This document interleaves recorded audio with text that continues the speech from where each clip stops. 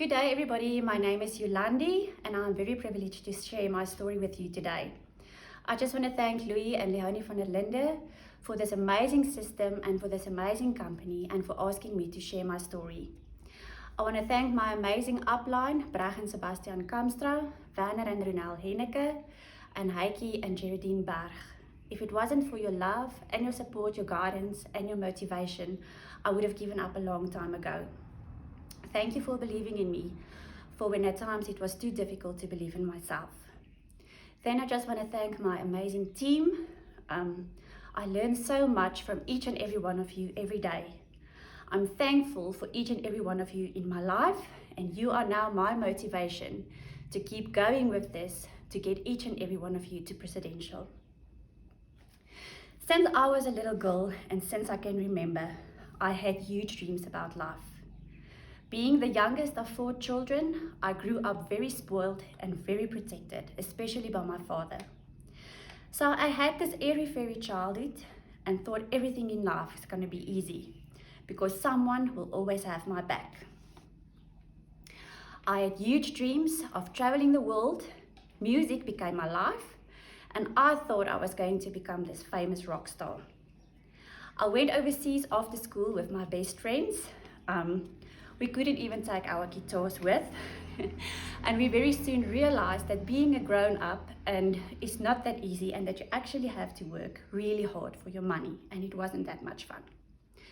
I always had an entrepreneurial spirit, and after I came back from overseas, I started my own business with my mother. After that, I got involved in the financial industry as a financial advisor. I did really great. I was very good at it.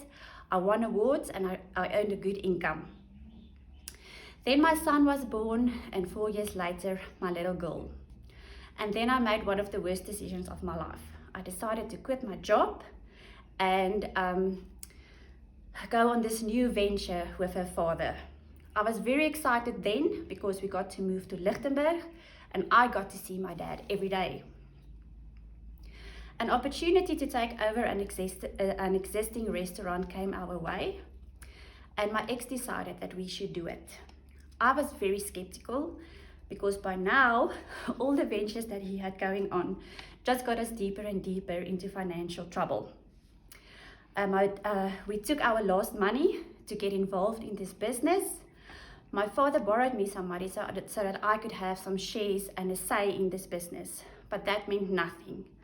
Our relationship got very shaky and very abusive, and I just had decided that I have to get out of there, and I just moved away with nothing. My children and I moved in with my father, and he could help us for a month or 2 financially, but I knew that I had to make a plan because I had my 2 children to take care of. So I told him that I'm going to visit my mother in Pretoria for a little while to see if I could find a job. I have no proper qualifications, and because of the bad debt that we were in by then, I couldn't go back into the financial industry. So here I was in Pretoria with my 2 kids, no money and no income. My mother had a 2-bedroom townhouse and my grandmother was living with her. She also was in no financial position to help us. I applied for jobs, but with no luck. Moya, my little girl, was still on nappies and formula milk, so I had to do something to get money from somewhere. So I started with a few things. I started selling skincare products and costume jewelry and made an odd 100 or 200 rand every day just to get by, day by day. I was completely miserable. Firstly, because I didn't want to be in Pretoria.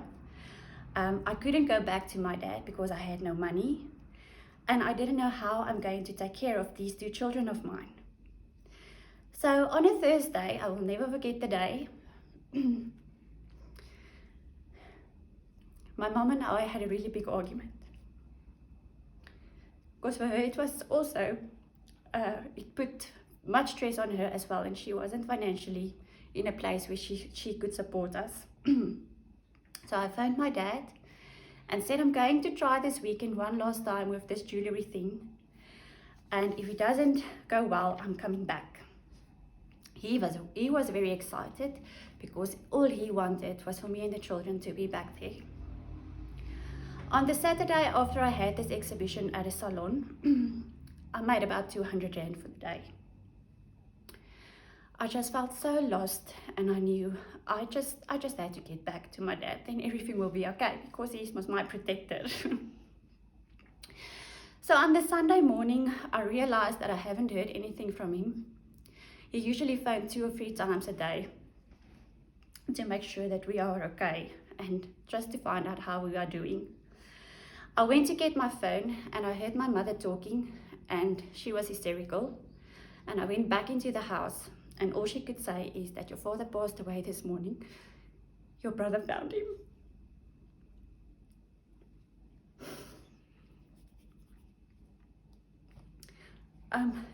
At that moment, it felt like my world was ripped out from under me.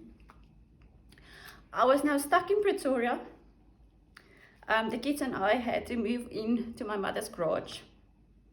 We had a bed, we had an old box TV, and we had to put our clothes into boxes.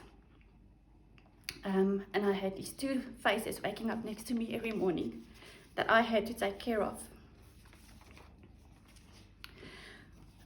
I didn't have time to mourn my father's death. I had to now just get up, dress up, and make a plan to take care of my children. I didn't have money to send them to school, so I had to find something to do from home. So I kept on going with the skincare products and with the jewellery. I sold some clothes that I got on consignment stock. I learned how to do hair extensions, and things started to get a little bit better. But 1 week went great, and the other 3 weeks of the month, not so great. So it wasn't a sustainable income. So I was still looking and praying for something. Then Manatech found me. Heike had this exciting post on Facebook, and I just knew that I had to find out more. I went to listen to his presentation, and I got really excited about the products, the traveling, and especially about the money that I could earn out of this business. But it was 5,300 Rand to get started. And I will never forget Heike's words. He said, it's just 5,300 Rand.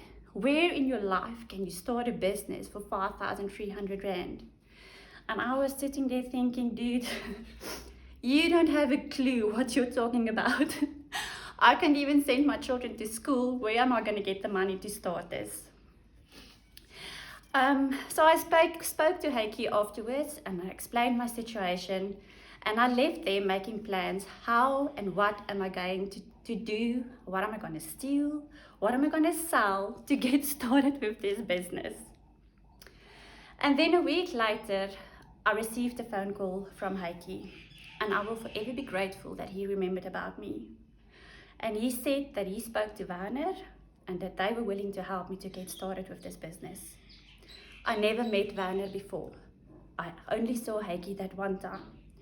So I knew that this was something that I prayed for. This was the opportunity that I was praying for. But I had one problem. I had no self-esteem, and I didn't believe in myself. I had no belief system. So these three guys, Sebastian, Werner, and Heike, took me by the hand.